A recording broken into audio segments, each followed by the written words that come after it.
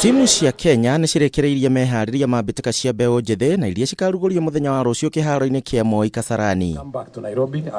Kuma ihenya rĩa mita 3, mita 5 na mita 10, a Kenya magakorwo magĩtindĩkana na aruna ao kuma bũrũri tũriganĩtie wa Ethiopia.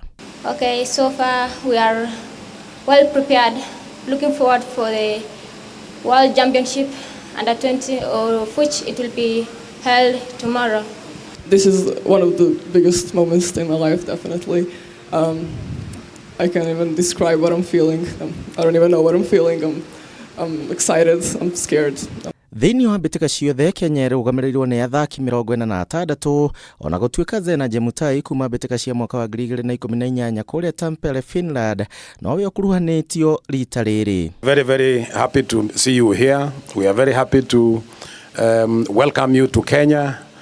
And I believe that you are going to enjoy yourselves while you are here as much as you are working and reporting about the event that is taking place here in Nairobi.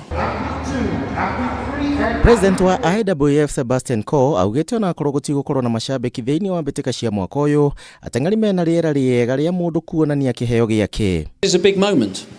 We've just come from the Olympic Games.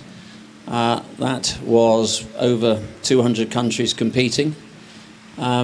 This is slightly less, but it still makes it the second largest athletics gathering of the year. First Lady wa bũrũri Mama Margaret Kenyatta ũrĩa nowe patron wa Mbitika ici na otanyĩtwo gũtongoria mambura ma gũcihingũra muthenya wa ruciu. Handũ-inĩ ha Kameme TV, njĩtagwo Kuria wa Gĩcimu.